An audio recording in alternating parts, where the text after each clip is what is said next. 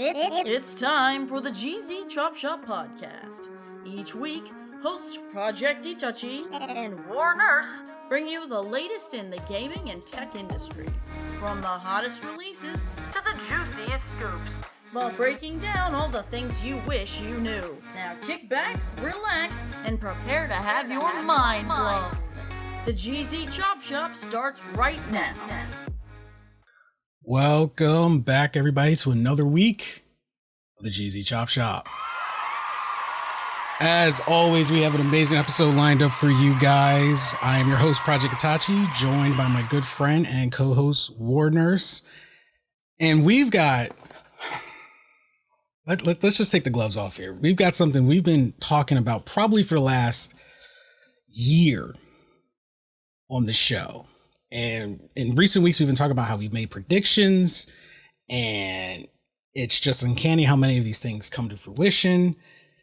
And one thing that came across, and actually it was you who put it in our Discord, which, by the way, guys, make sure to check out our Discord server. We actually put all of the news that we get in there. So if you guys ever want to read these articles or get an idea of what we're going to talk about in the next episode, check out our Discord. I'll put a link in the description.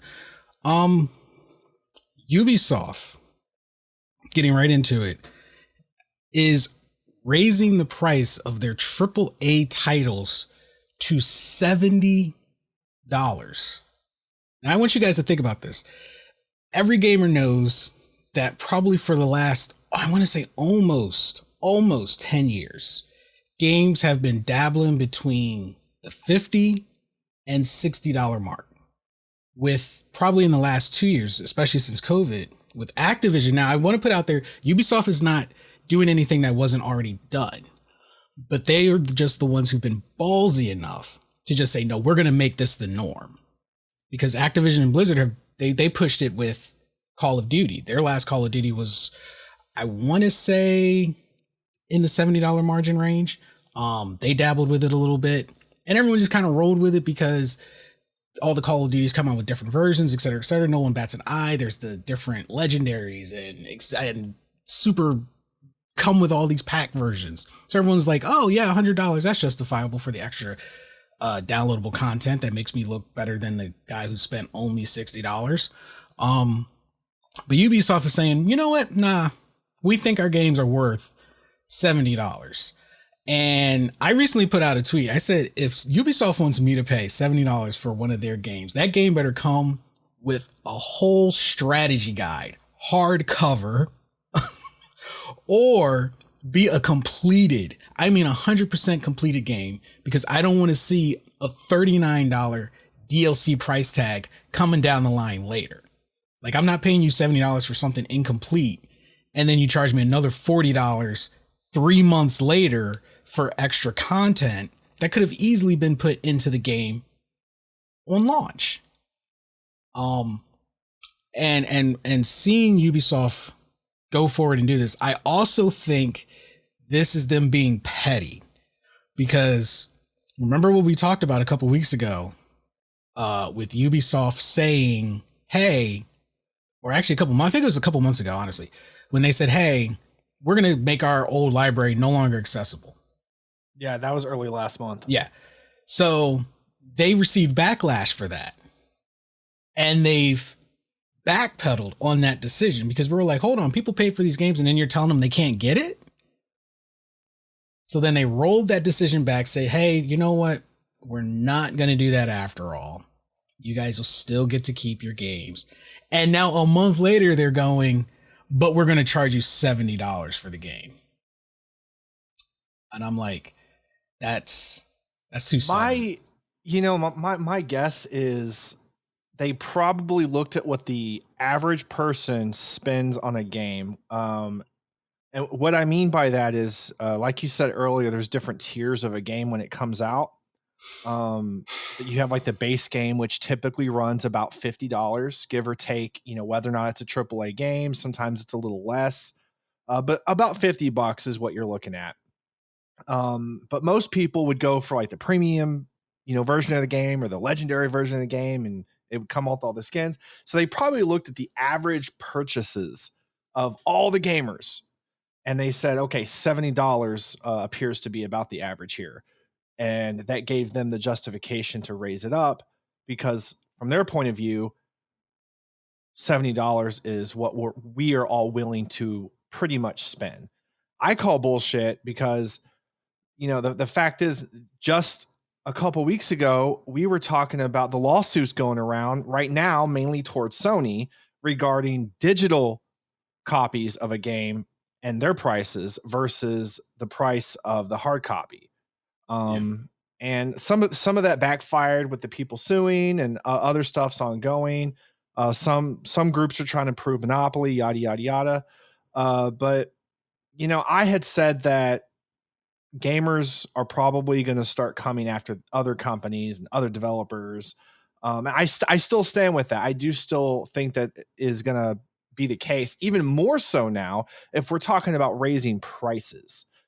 I don't think Activision Blizzard, I don't think any of these other companies are going to raise their prices to meet that yet. I think they're going to see what happens with this, because typically what we see in the gaming industry, and this holds true for the most part, one company makes a big move out of nowhere.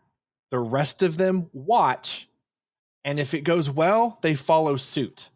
If it doesn't go well, they'll come up with their own version that's more of a compromise that seems like a good idea or a better idea from the gamer's point of view, and they kind of just capitalize on it. Yeah, it's just this constant, what are they doing? What is my competition doing? Okay, it worked, it didn't work, and then they just kind of like chess, all in order to get us to pay as much as possible. And I'm with you. What the fuck is a $70 game at base going to come with, especially if I buy it digitally? Because they know most of us are.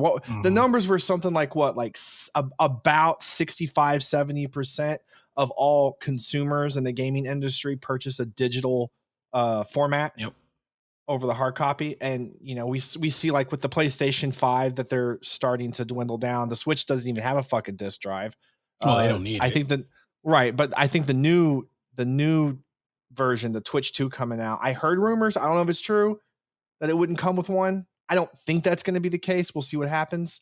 I'm surprised Xbox didn't just ditch them all the way, but Sony kind of took the lead there, and for the most part ditched on the digital copy, or on the hard copies, the discs. So we'll see what happens. But wow, $70 for a freaking game. Yeah. $70. Yeah. And like we were saying, there's nothing even tangible. I was actually talking with they're not losing money. No.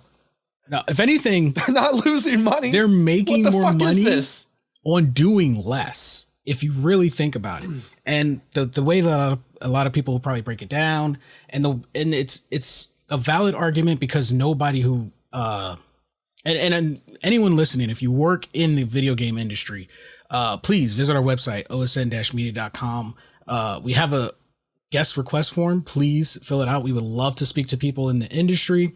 Give us some insight. Maybe we're missing something in this. I'd love to know what we're missing. Yes, because I have a good idea what I'll be missing for $70 for one game. Yeah, I told the guy, I was like, $70. That's a whole spa weekend in Thailand right there, bro. $70 used to get you like 2, sometimes 3 games. Yeah. Maybe even a fourth if you bought like slightly older games, to kind of depending on what you're going with. But Jesus, back in the heyday where used games actually were worth it and people took care of their games, $70 got you half of a shelf. You could go into the store with $70 and walk out with games for all of your consoles and still have some money left over to go see a movie. I know, because I've done it.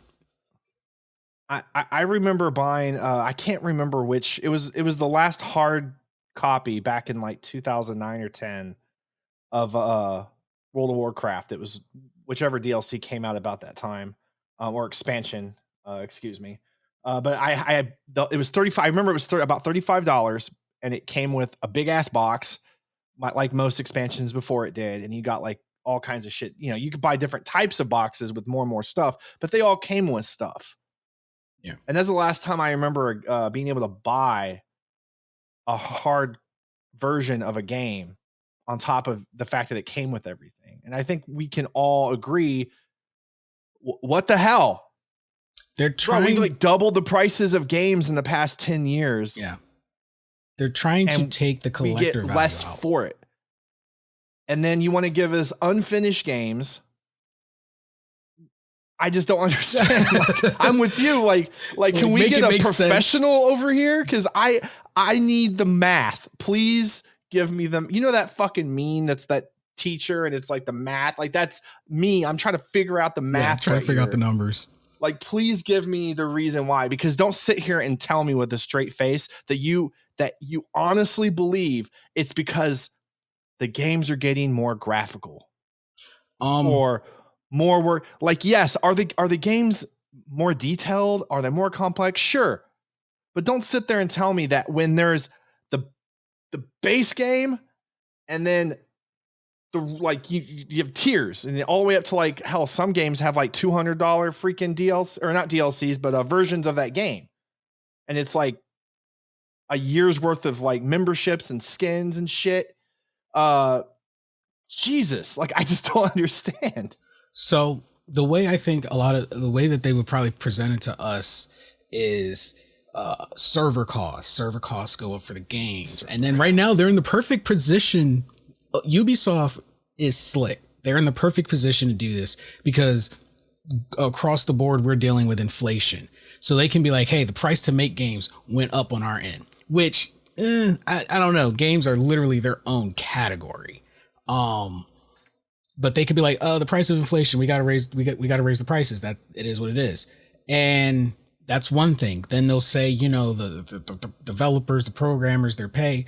What I think it is when it comes to games, it's not so much the games anymore. Back in the day, it was 90% the game, 10% the marketing.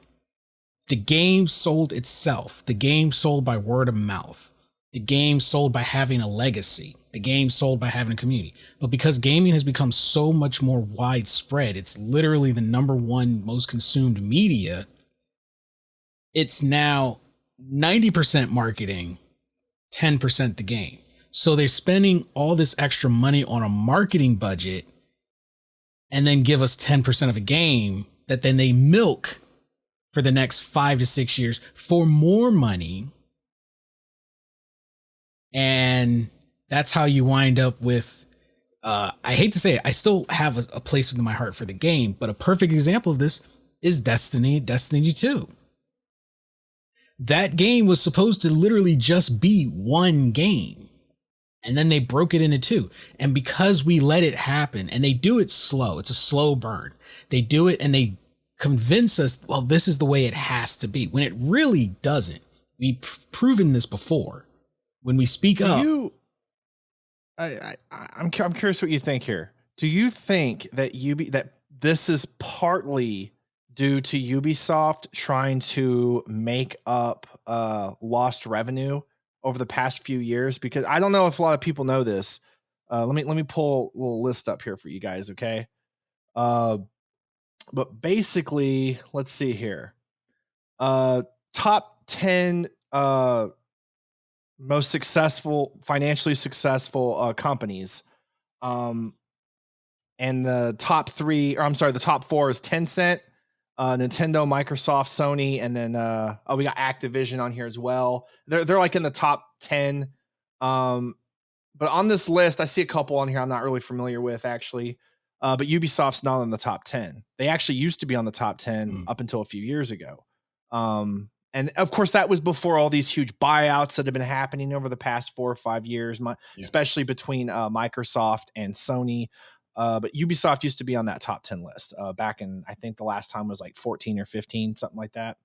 But Ubisoft has been losing money for the past few years. They have not hit a positive note on their growth at all. They've been losing money. I think last year, let's look it up real quick. It's actually an interesting point that you bring up about them not being on the top 5%. 10 list. They lost $2.13 billion last year. That's a lot of money. This year's not finished yet. We're coming up to the end of the fiscal year, and we'll get their last quarter sales. But it looks like last quarter they were down 4%. So, yeah. It's possible that they're doing this.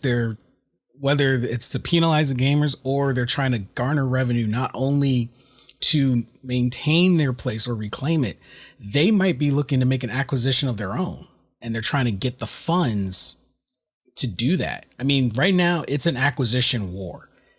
It's somewhat quiet, at the same time not quiet. It just happens and everyone nods their heads like, okay, cool. Yeah, it's another day. But right now you've got Tencent, who is the silent juggernaut. Everyone else is unaware of Tencent, even among gamers, have no idea how much of a juggernaut Tencent is, how much of a threat Tencent could be even to the Western gaming industry. So Tencent is a silent juggernaut dominating games that are very commonly played globally. You've got Microsoft, who's a public juggernaut. They, in typical American fashion, have no problem flaunting their wallet, and they're trying to scoop up as many of these developers as they can because they want a huge portion of that gaming pie. They want to be on the level of Tencent, basically. Sony has been forced into a corner to make their own moves, which wound up with them having a lawsuit for once again, which is funny that Ubisoft, with what they're doing, could potentially, at least I would think, wouldn't that raise red flags with gamers the same way it did with Sony? Because it's almost the same thing. I think they're playing with a double-edged sword right now. Of course, I say that, but let's back up for a second. Do I think Ubisoft is going anywhere? No, I don't think they're in trouble financially whatsoever. But I think that all of this is going to come back and shoot them in the foot. All of it. I think they're going to try it, and I think they're going to see. We're on the verge of a recession. We could, depending on where your resources are from, but recession and no recession, whatever we all feel individually, there's no denying that outside gas going down a little bit, which is nice. The rest of the world, prices are still going up and surging. And we have some ups and downs, but overall, shit's getting a little tight out there. Yeah. They got Ubisoft has a set of balls on them to increase their games to $70 while everybody's already struggling, for one. Well, just digital content versus hard copies aside. And don't forget, I said before, and Yuli was a part of this conversation. I said, we believe that they're trying to make gaming a rich person exclusive thing down the road. And with all these price increases, because they're already trying to remove the collective monetary potential from gaming. Realistically, it's already gone. It died pretty much with the PS3 era, because anything pre PS3, there's tangible stuff. You go to a collector and you say, hey, I've got this Super Nintendo game, instruction booklet unopened. They're going to gobble that up. How much do you want for it? Money made from your hobby, which once again completely unravels everything. People, oh, you can't make money from gaming and blah, blah, blah, blah, blah. So as time has gone on, you've got to think, you've got all these people that build these video game collections, and who knows, maybe developers, and then the big investors get super upset. Well, we sold this game for $60, and then this guy 15 years down the road sells it for $60,000. Well, how's that fair to us? But they didn't make and create the game. But all we did was just move the merchandise around. And I think that's bothered them to the point that they've had to find a way to remove a monetary gain for gamers. The whole goal is for us to spend money and not make the money from it. The only way, when you think about it, the only way you can truly make money from video games now is by streaming, which is a wheel that they don't mind us being on because that connects to ad revenue. However, if I said, you know what, screw the streaming grind, it's not worth it, but I have 500 video games that I've collected, I've beaten 250 of them, I want to sell those 250. I'm probably never going to play them again, 100% of them. And I have physical, tangible copies. I find a collector somewhere and they're willing to buy those 250 copies for 500. And we've seen it. It's not even a stretch. We've seen articles, people with video game collections valued at millions of dollars. And I go, and if you add it all up and says, okay, well, over your life, you spent for these 250 games, it came out to 10 grand. And I flip it and I come back with 100K. My hobby made me money and I didn't have to make any of that stuff. All I had to do was buy it, hold it, play it maybe as little as possible. But I found it to a collector, it had value. Now I don't have to go back. And it's weird because, you know, a lot of people don't see that, like, the connection with video games and the normal 9 to 5, but there's a huge connection because look how many people have stopped their normal 9 to 5 to become streamers and gamers. A lot of those streamers are also probably collectors. They stream, they make a little money, they flip their collection, they make even more money. They will have no reason to go back out there to do a normal 9 to 5. Gaming is an expensive hobby, yes, but it was still an affordable hobby to your average gamer. Parents buy their kids games, their kids at like 12, 15 years old, boom, become a big time streamer, making tons of money. They start their collection early. Think about it. What leg would you have to tell them to go out there and get a 9 to 5 if they're making 16 times the amount you make in your 9 to 5? And, you know, it's interesting you bring that subject up. Take a wild guess at what you think the average gamer's age is. 25. That's what I thought too. Okay. I thought about like mid 20s is what I thought, not necessarily 25. But since 2020, since we saw the surge of streaming ultimately, right? 65% in 2020, 65% of Americans played video games, and they defined that by somebody who plays on average 1 hour a day on at least one platform. Now, that doesn't necessarily mean they play every day. That's just the average weekly of what they play. So you could say 7 hours a week is what personally is what I would call that. But now the sources might give you slightly deviated numbers. But I looked at a couple earlier, just Googling it. And approximately now 2022, 73% of Americans play gamers on at least one platform for approximately 1 hour a day. So as far as males go, males make up just over 50% of gamers. Females make up 43%. Again, resources are going to vary slightly. People don't go nuts because I was off 2%.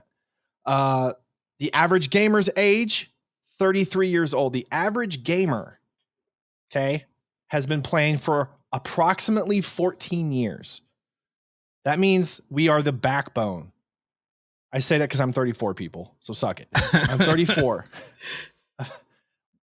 You could say, like I would say we are the backbone of gaming. We were there kind of when it, you know, the consoles exploded in the late 80s, early 90s, mid 90s. And then we have a new generation coming, after us and being innovative and taking it to places that we never thought we'd see it. So naturally, these gaming industries are going to try to take advantage of that. And we've let them. We've let them with these DLCs. We've let them purchasing not the base game, but purchasing the $80 version of the game that, was $90 and gave us a few extra things. We made excuses to spend a little extra money to get all these things we love. And now, after about 10 years, I agree with that statement, the past 10 years or so, because we've seen a lot change for the past 10 years and an insane amount of things change. All of that stuff's coming to shoot us in the foot. And now, with Ubisoft being a good example, they don't know what to do next. There's a lot of double-edged swords going around, and the issues coming up with, again, digital versus hard copies, and increasing prices to $70. These are double-edged swords that we're seeing on their part, and they don't know what to do next. What's the next step with gamers? Another thing that, as you were talking, I just thought about, and the double-edged sword, Ubisoft is also doing this almost on the heels of Sony winning one of their lawsuits about overcharging gamers. Because the thing was that they had to be proven to have a monopoly. It was proven they don't have a monopoly. And basically what happened is now, like you said, we're the backbone. It's too late. We're noticing and trying to do something too late. And the reason we are saying something now is because now we're the parents. We're entering that older generation where before we used to go to mom, we used to go to dad, and we used to be like, come on, I just want one game. And they were like, $40, yep. $50, that's a lot of money. And I'm sure other gaming parents out there like myself are doing the same thing I'm doing. I'm not spending $60 so you can buy a game and 9 skins. I'm not buying those skins for you. I'm not. You can fucking go earn those skins. I don't buy skins. No hate to anyone who does. What I'm saying is I'm not giving my money to an industry that keeps trying to find ways to take advantage of us. Yep. That's all I'm saying. And it sucks because we were slowly being programmed. And now that they're making these changes to program the new generation, we are now seeing the problems that our parents before saw with us that we didn't see as a big deal. And now the industry, since it evolves with the times, they just weather the storm. They literally roll the die and see what happens. And when it's too soon, when the backlash is too fierce, they pick them back up and they say, we'll just wait a little bit. Give it another couple of years and then do it again. And that's exactly what's happening, except Ubisoft, like you said, they've got some balls on them. As soon as they saw Sony won, they said, this is our moment. Let's go. Bam. And I promise you, if the gamers decide to have a backlash, Ubisoft will probably use Sony as the perfect defense to why they can charge these prices. Because if you read the article, they didn't justify it or nor explain why. They just said, this is what we're doing. Some of our other games won't be this price, but our AAA titles will be. And it's like, it's kind of like they knew they were going to get backlash for removing the games. And now that we fought to get the games there, keep them, they're going to use, well, the server space needs to be maintained and we got to pay people for that. That's the perfect excuse. That's the only excuse they would need, because your average gamer is not going to comprehend beyond that. They're going to be like, oh, yeah, you know what? That makes sense. These guys need to get paid. Yeah, okay. So what have you been doing for years? Now suddenly it's a problem. So, the thing that is even more insulting is not only are they increasing their game prices, but all these systems, all the platforms have recently come out with tiers, yeah. And each tier allows you different levels of access to playing original classics from back in the day. Obviously online gaming, just different versions of those things, and how much of that stuff do you want? So it's like we're constantly being asked to shell out more and more and more money to do the same thing we've always done, and not, for those of us who don't go and spend or can't spend, a ton of money each month on gaming and can only buy, a game or so once a month or whatever. That's a lot of money that these companies keep asking us to shell out. Like, where's the fucking line? And the tiers seem more appealing to your average consumer, because just like streaming services, it's like, oh, that's $10 a month. That's an easy day. And I get access to thousands and thousands of games. But it's basically like a long-term rental. That $10 a month, it eventually adds up. You could have bought, on average, they give you access to thousands and thousands of games. Your average person is not going to play half of that library. They're going to play the one game that appeals to them. So in hindsight, you spent $10 to play, on average, one whole game. Even if you add up all the time, you say, well, I downloaded this one, and this one. I've got all access until my subscription ends. So I got all these games I can play whenever. How many of them have you actually played, though? Because I know I downloaded a few. And I still have only played one, maybe two. And I was like, man, maybe I should play some of these because I'm already paying for it. So in turn, it's basically like if you went to the store and you went and said, hey, I want to rent this game indefinitely. And they basically are like, okay, cool. You can rent any of the games here. We'll just charge you $1 a day. Or technically, if it's, depending on whatever setup you have, we'll charge you 5 cents a day. It sounds like a steal. What? I can just come in here for 5 cents a day and rent a game off the shelf? Cool. You go, you rent the game, you play that game for about an hour, 2 hours. Then you get a busy week. You might be in college. You might work. You might be married. You probably got kids. So now your game time is cut, but you still are paying that 5 cents a day compared to when you went and you said, I want this game. Here's my money. Now this game is mine. It's a done deal. 5 cents a day is extremely generous considering it's it's about $15 to $30 a month for any average. Yeah. I was trying to break it down to like the smaller numbers in case somebody was trying to sit there and be like, well, I was like, you're being real generous. I'm being real generous. 5 cents. Yeah. But basically they're using us like a stock market, and what seems like a steal to us is us constantly paying an investment on something we are not consistently using. Even streamers probably, even if they play a game 8 hours a day, they're usually playing one game for that 8 hours at a time. So they're not even playing half the library, even if they're doing monthly subscriptions. And here's another thing, and I cannot stress this enough to listeners. Do remember, not all, I'm not saying all, I'm usually talking about the really, really big ones. They get their money back. They're sponsored. So they're getting paid. So the money is nothing to them. They drop $30, they get like 30,000 back, or they probably have free subscriptions to these things. But for you, the stuff eventually starts to add up. For you, for me, it starts to add up. And that's the whole goal. Yeah, hundreds of games, your favorite games. Okay, but what if my favorite game is coming off the list tomorrow? There's nothing I can do about it. Now you're rushing me to play a game. So maybe only 100 people play that game, but this is what we have. We want to play that game. Why do we have to suffer? Because you no longer want to supply that game. Well, now I don't want to supply you my money. Like they're taking half of what made gaming, like, in my opinion, amazing. And they're trying to make it this like super exclusive club thing. Is it in its best form with these ever evolving worlds and how wide it's spread and that it's a bigger community and now people are accepting of it? That is amazing. That is excellent. Gaming wouldn't have come as far probably if it wasn't for COVID. So that's great. The next step, and I say the next step, but I vividly remember this being a topic of concern at least a year ago. Because I remember hearing about it. It was brief and then it went away and we all forgot about it.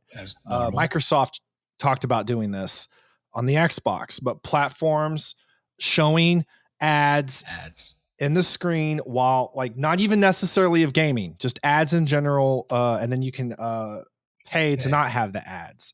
It's coming. I mean, they've already been in games, but they were non-intrusive. Like in racing. It was games. more like a recommendation slide. Exactly. It was an ad that was playing off like a recommendation slide. I'm gonna tell you, if I'm paying for a tier of anything, and I don't want anyone to think that I have a PlayStation tier. I will be one of the first to admit, yes, I do have a PlayStation tier, because I was able to roll over my credit, and I said, you know what, let me give it a try. In theory, it looks great. It's amazing. I can download almost any game I want, but already I'm like 2 months into my tier, and I've only played like 2 of those games. But if I'm starting to play a game and I swear I start seeing ads pop up in the corner, or they start becoming like YouTube and Twitch word like annoying ads, I'm done. I am so done.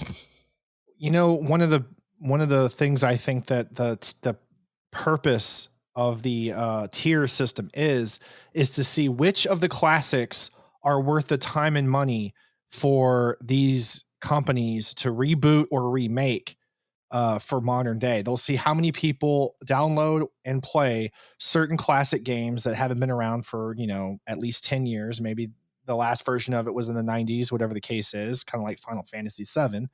And they'll see, and they'll go, okay, X amount of people play this game and they're willing to pay a tier for this. Now will we make more money by having them continuously pay every month? Or does it seem like in our benefit to, remake this game and sell it? And then we'll just remove the classic and force them all to play the new version. Probably. So if that happens, X amount of time from now, you heard it here. You heard it here. Predicted here. Predicted. So, and maybe I shouldn't be predicting stuff, because most of the time when we bring something up and we're like, this is probably what they're doing, this is probably their aim or their angle, a few months later we hear some bullshit and we're like, well, there you go. Yeah, they're probably like, oh, well, since they already know, let's just accelerate it. I swear to God, they're listening to us sometimes. Oh yeah, just you need to start paying us if you're listening. But anyway, guys, let us know your thoughts. What do you think about this? Is it a big deal? Is it not a big deal? Are you seeing connections that we don't have? You can send us a voice clip and we will go through them and we'll pick some from among the selection. Warners will go and select some of the voice clips with your guys' feedback. You can go to osn-media.com, go to the show's page, make sure you click on the GZ Chop Shop podcast, and right at the top of the page, you can submit a voice or text and we will review them. We would love to know your guys' thoughts. If you're in the industry, if you just have an opinion, or you just want to say, hey, I think you guys are real big on your conspiracy theories, but you're awesome. So submit your voice clips. We definitely want to hear your feedback on that. Now we're going to move on. If you're watching on YouTube or you see this in a highlight and you see this Only Gaming t-shirt I'm rocking, you can get this right now in our store. Brand new. It's actually very, very comfortable. And I love the color. I usually like to do like black shirts, but this gray one and the text, it all comes together. It's really, really nice. And we got a whole bunch of different colors, a whole bunch of different logos and stuff. So make sure you go visit that store. Check it out after the episode. Really appreciate it. Now, moving on. Recently, we had D23. For anyone who doesn't know, this is basically Disney Showcase, where they showcase games and shows, and it's a big thing. Everyone has a showcase now. If you didn't know, everybody has a showcase now. And I don't want to focus so much on what Disney showcased, because they did showcase a lot, and you guys can easily find that information. You just Google D23. They cover a lot. I just want to kind of focus on the Marvel cow. And I call it the Marvel cow because honestly, for like the last, I want to say 5 years, maybe less, they've been leaning in really hard on Marvel. I mean, like really hard with games and the TV shows and movie, which do not get me wrong. I thoroughly enjoy what they're putting out. But at the same time, I think some of the luster of the MCU was the waiting game in between, that hype that could be built, because it used to be a year between films at least. It was like you got the film and then you had to wait a year, and all you had to tide you over was that end credit scene. And then it was a year of like speculation and building up. But now it's like, even when you look on social media, you see people, it's like the movie comes out and they're like, all right, the next one, like 6 months, right? And it's like, what? And it's like, where's our movie? Where's our show? Yeah, it's definitely, every time you look up at the theater, every couple, 3 or 4 months, there's a Marvel movie up there. It's gotten to the point I can't even keep up. Well, I think, initially when we were building up with Endgame, it was new. None of us had really experienced a combined world like that. Yeah. Iron Man was so huge when it first came out, and not only that, but that was Robert Downey Jr.'s like his biggest role in so long. I think it was a comeback role for him. Yeah, on his big comeback. So fans were going to see that, Marvel or not, just because they loved Robert Downey Jr. We get up to Endgame, and then it finally happens. The big ending. It's all done, right? Well, then we have some sequels of kind of what's the rest of the Avengers doing, kind of ending their story after Thanos, right? Yeah. And that was pretty, that was hype. That was cool. That was interesting to see like where everybody kind of, ended up and what their continued story was. How did it come to an end? But now it's like, what are you going to do? Are you going to make a whole new situation? Or are you just going to keep trying to branch off all the original stuff that was honestly really good for what it was and when it came out? I mean, they're already pushing. They're running out of the next steam. Avenger films named and ready to go. They're running out of steam. And I'm not saying that they're not going to make money or that it's not worth it. And I'm not saying that most of them are bad, but the quality is going down. The writing is decreasing. And just like anything, right? If we all get enough of it, those, the dopamine levels start kind of leveling off. Yeah. So it's what the question here is, why would I keep watching Marvel movies versus, in my case, and a lot of people like me who read comics and watch anime, stuff like that. Why wouldn't I just keep reading the comics? The comics have, not only do they have plenty of things for me to read, but the writing for the most part is really good. Mm. And there's no running out and everything's right there. And it's not Disney. It's more intense. It's more adult. It's fun. And I think a lot of people that have recognized and learned and gotten into these comics because of the Disney making these Marvel movies, I think we're going to see a lot of people, same thing. Even if they didn't read comics before, now they are. Now they're realizing, oh, wow, there's like all this great stuff out here. And it's going to add to that loss of steam for these movies. Yeah, because it's almost like now it's just on a schedule. It's just, okay. It's almost like on that Call of Duty schedule. You can almost set your clock by it. Oh, it's May, time for a Marvel movie. Oh, it's July, time for another Marvel movie. It was like towards the end of phase 4 that we started getting that twice a year. But before, it was one a year. And then in 1 year, we had Multiverse of Madness and Thor Love and Thunder. You know what I want to see? There's always a conspiracy theorist situation with, most of the things that go on in the world. Maybe they're there. If they're there, guys, let us know. I want to know, because fun fact, people, I love conspiracy theories, no matter how bad they are, no matter how obviously stupid and ridiculous. They're just fun to indulge in. Like, haha, look, this is ridiculous. I'm the same way with like cryptids and aliens, like whether or not they exist. Who am I to say? But it's interesting to watch the guy that lives in the woods talk about what he thinks he saw because he was really drunk. I like that stuff. It's interesting to me. I want to see the guy come out of the woodworks and like, they're just trying to distract us from the wars and the aliens with all these Marvel movies. They're just keeping our attention. That's why they're on a schedule. Like, there's got to be someone out there who is like they're just distracting us with Marvel. I could totally see that too. I could totally see that, like Disney's being paid by the government to roll out Marvel movies to keep us distracted and like, just keep them busy. They don't know what's going on. A lot of times the conspiracy theories are more exciting than the actual thing that they're talking about. Like their thoughts are just like what? So yeah, if you guys know of any Marvel conspiracy theorists who think we're being distracted, I'd love that. That's real specific, I think, but there's always a couple out there. I want to know if they exist. And then on the flip side, with which, like I said, they went all in on Marvel, and I'm like, I know you guys have been screwing it up, but I mean, it's a big universe. You guys can do a little bit more with Star Wars. Like, I know they're throwing a few crumb shows out there. They're throwing a little something. We got Mandalorian season 3. We got a new series coming out. Okay. But the movies, can we get some of that? Like, I'm almost marveled out. Like, let me tell you how marveled out I am.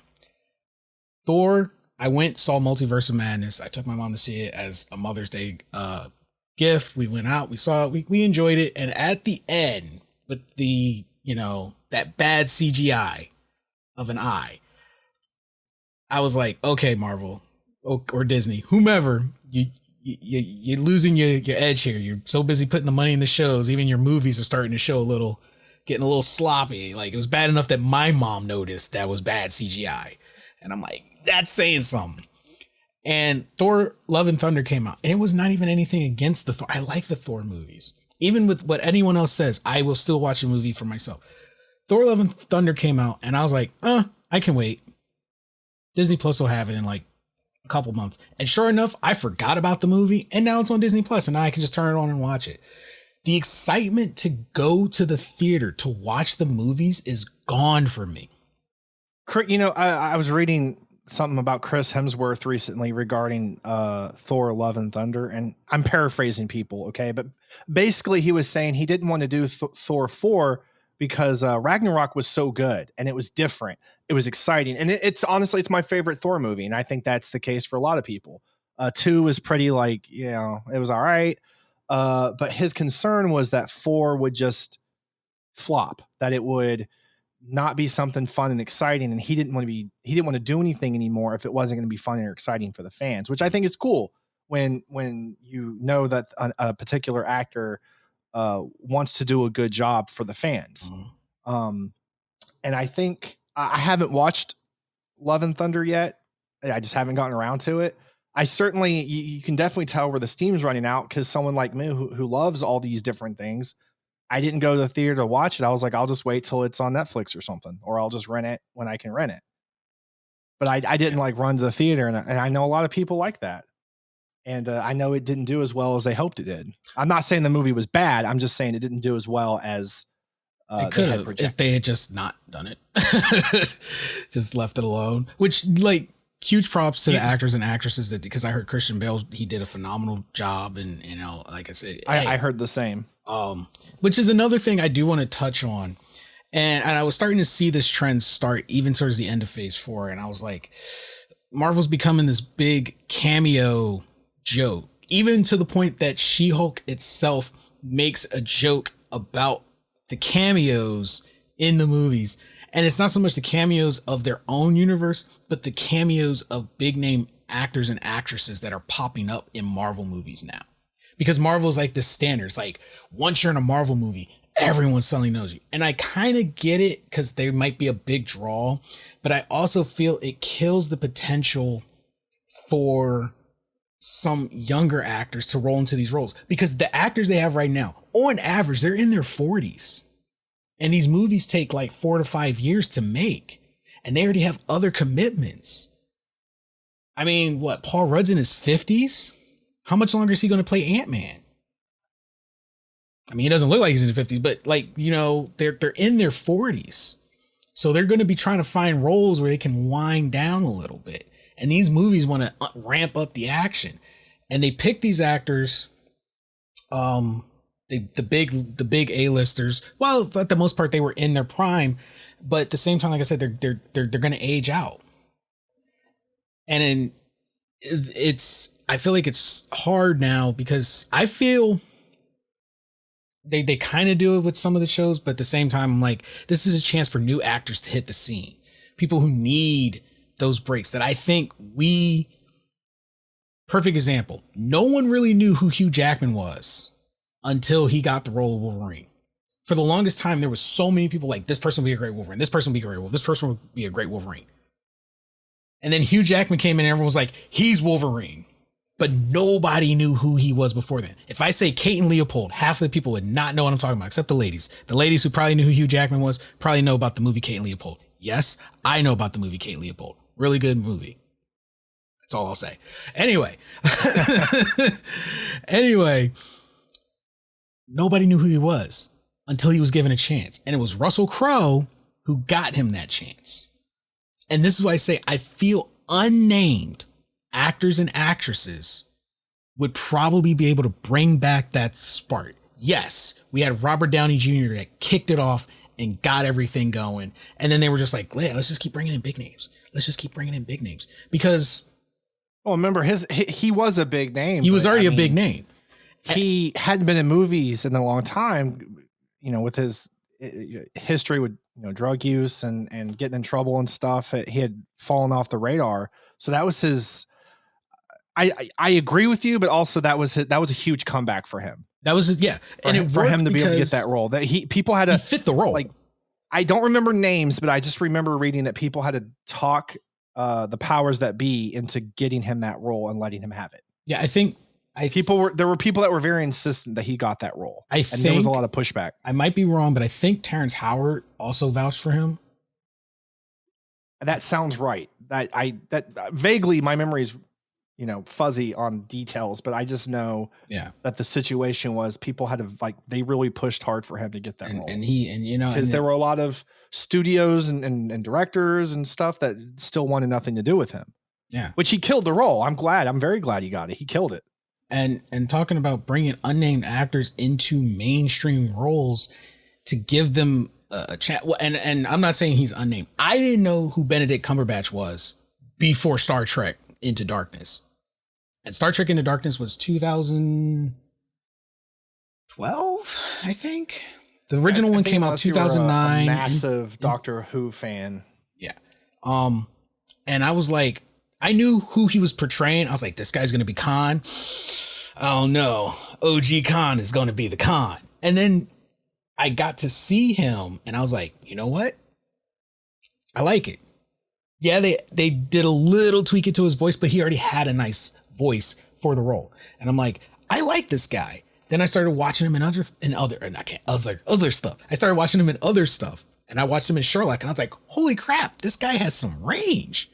And then when I saw he was Doctor Strange, I was like, yes, but speaking on the topic of running out of steam and stuff, I will my opinion. Not everyone is going to agree with me on this, and that's completely fine. Since the end of the original Avengers, right, and everything started kind of branching out into sub stories and continuations. Multiverse of Madness, hands down, my opinion, the best Marvel movie to come out since the Avengers Endgame. I say that because, and maybe it's maybe close second to Ragnarok. Maybe Disney had some balls on them to do what they did in that movie. And I know I remember reading that they had to tone it down a lot, believe it or not. And they had a lot of stuff removed because Disney's concern was that it was too dark. I mean, it was pretty dark for Disney in Disney's on Disney's terms, anyways. That movie didn't do very well at the box office. It did okay. It'll probably get a sequel just because it's a Marvel movie and Disney has fuck you money. And it didn't do as well. And I feel like the main reason behind that was because half the people that go and see these movies that have children, they brought their children to see it and they didn't realize, they didn't know anything about how dark that version of the multiverse of madness and Doctor Strange. They didn't know this stuff the way some of us might have seen the previews and saw the multiverse of madness and been like, oh, I know what this is. I know what direction we're going. Yeah. So, I think half the people got even more excited because it was different. It was way different than any Marvel movie. Yeah, 100%. It should have done better, but unfortunately people were bringing their children to see this movie and then getting upset. Yeah, I guess people don't know how to read spoiler-free reviews and do their research. I see no problem with, I think my mom used to do it. She would see a movie without me first. She would go see it. She would leave me with my grandparents. She would go see the movie. And then if she saw that it was good for me, then she would tell me we were going to go see a movie.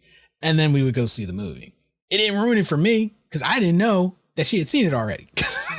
So, if she brought me with it, she enjoyed it she enjoyed me enjoying it. And, I think a lot of parents, they just go Disney and, they don't realize, Disney's been trying to wean themselves away from being just known as that for the last few years. We have to accept the fact that they do so much more now. That's why we're seeing a lot of their shows get a little bit more mature, a little bit more violence in them, a little bit more language in them. They're trying to drop those hints look, here's for the kids, but here's for the adults. You got to know when to separate them. But yeah, I do feel like Disney is really, really, really straining that cow, and it wouldn't hurt to let up on it a little bit. But once again, guys, let us know your thoughts, views, opinion. Do you think it's enough Marvel? Would it Could they take a break, or is it not enough Marvel? How do you feel, guys? How do you feel? How do you guys feel about it? Let us know in the comments. Let us know on the website. Send us a voice clip. We would love to hear from you guys, your thoughts on this. But going into the last thing, and pretty much really brief, the Nintendo Direct was today. For you guys, it'll actually be this past Tuesday it happened, but we saw the Nintendo Direct, and it was a pretty good one. Everyone finally got what they've wanted for like the last 2 years, and it's an official release date for the Legend of Zelda Breath of the Wild sequel, which is now the Legend of Zelda Tears of the Kingdom. It looks beautiful too. It's unfinished, beautiful. And they even put a little thing there that like it doesn't like. Yeah, this is not what the final product is going to be. But it looks gorgeous. It looks really good. It's been in development. I want to say it's been in development hell. Like, a lot of people probably don't want to say it has been, but I think it's been in development hell for the last few years. And it's kind of good. I can't imagine the pressure though, being on the team that works on any Zelda game after Breath of the Wild. Just period, man. I mean, every single the Legend of Zelda game that has ever come out has done well. None of them suck. Now there are a handful that, maybe we don't like as much, or they're our least favorite. That's of course, but none of them suck, and none of them certainly hurt them. So to keep that standard of these Zelda games, I can't imagine the pressure. And they probably have been watching gamers over the last few years, what we like, what we don't like. And they probably they've added things probably that they had to take out because they thought it was cool. And the gamers like, that's so drab. And they're like, all right, well, we can't use that. And they've had to try to stay fresh and probably ahead of the curve in all areas. That goes to show you the kind of work and dedication that goes into actually making a story-driven first player game that's finished upon release. Yeah. No DLCs, no expansions. And it's last of its kind as far as these types of games go. Now, Breath of the Wild did have expansions. However, I will give them leeway on the expansion because Breath of the Wild itself was a completed game. Exactly. There was no serious issues. There was no problems. You didn't have to wait on the DLC for the continuation. Exactly. Like the game was done. Yeah. You played the game and it was done, but you didn't need the DLCs to continue enjoying the storyline. Yeah. You can play Breath of the Wild. They gave you subsets of the storyline, but it wasn't like you have to play those to enjoy the next game we're going to come out with. Yeah. You can play Breath of the Wild beginning to end 100 times over without ever once getting DLC. You don't miss anything. It's just added features that just expand on what was already an expansive world. And that's basically all we asked for. Yeah. That's all we asked for. Give us a completed game to enjoy, and then let that DLC literally be optional, not make me feel like I'm missing out on an experience. May 12th, 2023. I haven't heard about the release date in a while for a Nintendo Switch 2, but I was under the impression that was something that was going to be coming out the next year or two. It wouldn't surprise me if that might be a big hint to when it's coming out, because I don't think there's ever been a Nintendo console that's launched without a Zelda special edition. Right. And not to say that the Switch needs a sequel at all. The Switch is a 10 out of 10 by itself. It needs no, upgrades at this current time. I'm just speaking from like what we typically expect and see from platforms releasing new models. Yeah. So, but for me, definitely excited about Zelda. Octopath Traveler 2 was announced. That's something a lot of people have been. Fire Emblem Engage looks good. I've talked to a lot of people. I've gotten mixed results and conversation about people that whether or not they like Fire Emblem. Kind of seems hit or miss. But the people who do like it are people who grew up with Game Boys, Game Boy Advance, the 2D, 3D, the DS, like all of those, they all had. There's so many damn Fire Emblem games, and those Fire Emblem games kept me going. When I didn't have Pokemon, I was playing Fire Emblem, man. I'm gonna tell you, next year So we're I'm always gonna excited see for a new plethora entry of Smash Bro characters. They're gonna come out with another expansion. If they don't announce a new Smash Bros, we're about to see another expansion to the roster after that Fire Emblem drops. I was gonna say I wouldn't doubt it if they started adding anime characters, but that Probably would change. I the whole say that, dynamic. but that's what Pokemon technically is. Yeah. Is anime. So Read the manga, people. And speaking of, this wasn't at Direct. I actually just found this in passing. I'm going to start getting into console collecting, especially since games are losing their trade value. I'm like, well, I guess I'll collect consoles when I can get them, specifically Nintendo. Anyone who's a big Pokemon fan, the Pokemon Scarlet and Violet Nintendo Switch will launch early November before the game launch. So if you guys are huge on those console collections, keep your eyes open. Early November, I think it's like November 14th or just before then, because the game comes out the 18th. You can get the collector edition Nintendo Switch for that as well. Also, I want you guys to, ending on this thought, Nintendo, if the game norms of prices change, doing a full circle real quick, Nintendo will be the cheapest in the bunch because they've been almost consistently $60 since like the early 2000s. Think about that. Yep. They went from being almost the most expensive to now they're going to probably be the cheapest. But by the way, GoldenEye coming out. Yeah. Remastered. People, it's not a remake. They just touched it up a little bit and then they reformatted it to fit our TVs, right? Yeah. See what I did there? That's my dad joke of the day. I thought that was pretty cool. I kind of wondered why wouldn't it just be part of the tiers? But it kind of goes back to what I mentioned earlier. If they can sell a game and feel like they'll make more selling the game than they would people paying a tier to play the game. Yep. Then they'll do it. And it's my fucking point right there. Yep. Because they know how beloved GoldenEye is. People have been begging for years for them to bring that back since the GameCube. I'm curious how it's going to do though. And it's not because I'm concerned like it's a bad game. It's an old game. It's a 90s game. It's very old.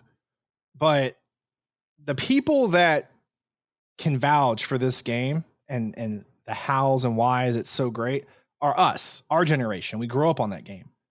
I'm curious to see how the new generations of gamers enjoy this game. I don't think they're going to have a problem. I don't think there's going to be a problem. I think, if anything, they're banking on us selling it to the new generation because the new generation are our kids. You want to share an experience with them that introduced you to gaming. And they brought back split screen of something that the new generation almost has no idea about. That literally set the standard for multiplayer gaming. I mean, think how awesome for you as a father. You get GoldenEye on the Switch, and then you and your son and your daughter can all sit down and you show them how it all started. You think Fortnite's it? This is where Fortnite started.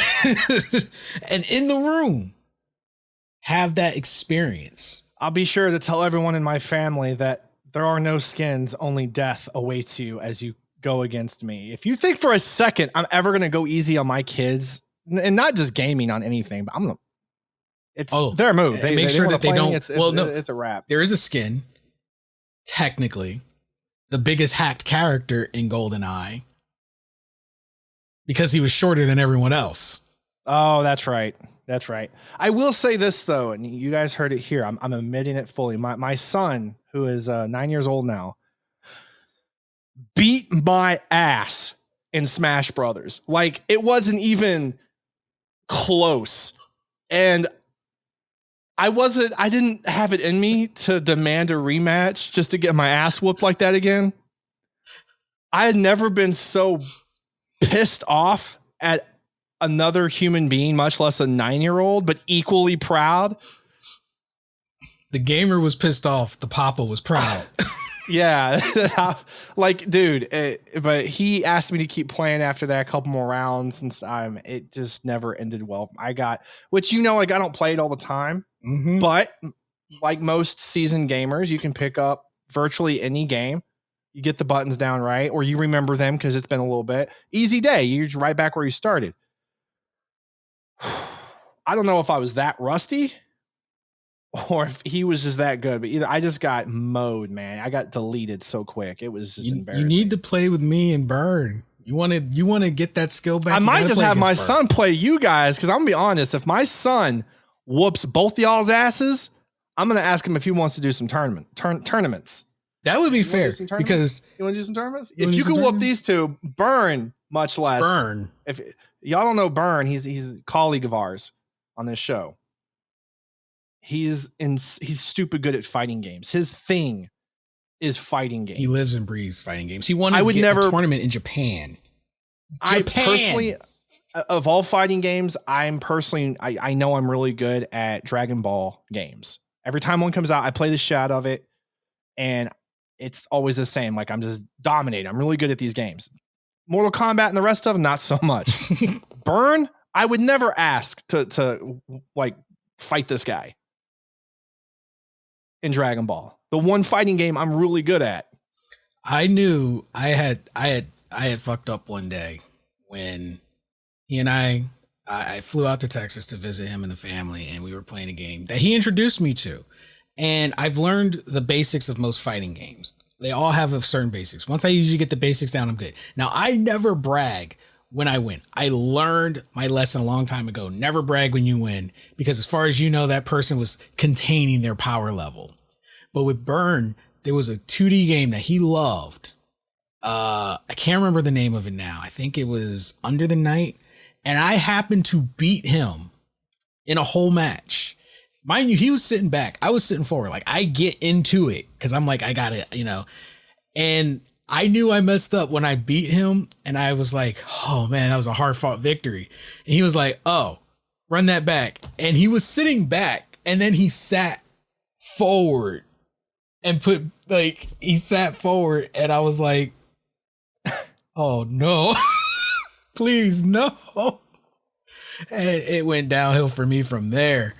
But yeah, if your son beats Burn, then yeah, you need to set him up for some tournaments.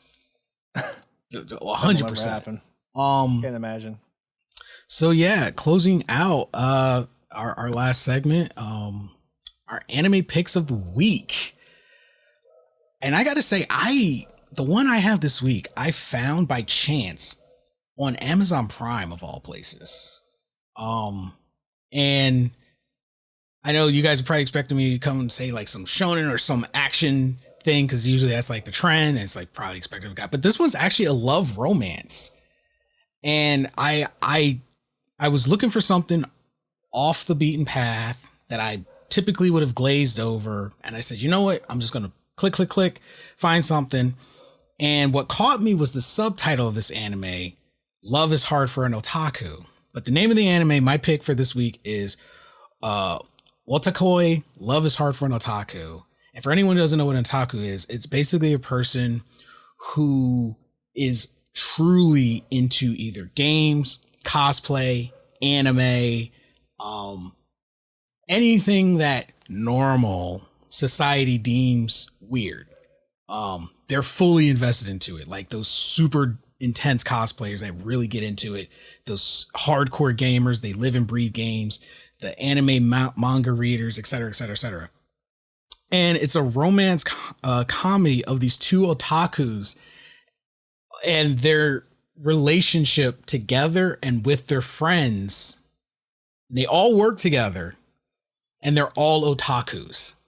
One of them is a hardcore gaming otaku. He lives and breathes games. The other one is a yaoi fanatic. She loves her yaoi manga. If you don't know what that is, I'm gonna let y'all look that one up on your own. Her friend is a cosplaying and manga fanatic. She loves cosplaying and manga. And her boyfriend is really big into manga and like Cardcaptor Sakura. And And watching the dynamic between these four friends is just pure hilarity. It's like it's a good slice of life. It's no action, and it's just their interactions with each other. And it's funny because if you have any passion in any of these things, games, anime, manga, you can see yourself in these characters. And I totally saw myself in these characters. And then it made me think, weirdly enough, it made me think about, like, as a person who has hobbies like these, and how many times I've run into people who do not understand my hobbies, how it's just better to match with someone who's on that same wavelength, and how much fun you could have with someone that understands and accepts those your love of those hobbies and why you love them, and how much more fun you could have with someone, instead of, because the main female protagonist, she would hide her otaku side from her boyfriends. She would, like, hide it, bury it, and those relationships failed. And then she finally got with an otaku guy, and the relationship, like, blossomed into this awesome thing that they didn't even expect and they didn't even realize. And it was so heartwarming, and it's so funny, and it's just a great time. That I highly recommend it for anyone who's looking for something off their usual genre. And like I said, it's on Amazon Prime. Check that anime out. I usually don't talk about, like, love romance animes, like 100% pure love romance animes. But this one was so good. My only gripe, there's not another season. It ends on 11 episodes. And I'm like, I need more. So I have to read it. It's amazing how much of a story can be told in an anime in just 10 to 15 episodes. Yep. Such a good anime. Such a good anime. I highly, highly recommend it. You will not be disappointed. Check it out. Totally worth it. I might just rewatch it again because it was just that good. Well, for me, I'm going to recommend something for some of the newer anime enthusiasts. The original Blood anime movie. I'm going to challenge anyone who might also think that anime is for kids. Watch the original Blood. It's called Blood, and it has a positive sign next to it. Blood anime. It's a movie. The original movie came out around 2000, I believe.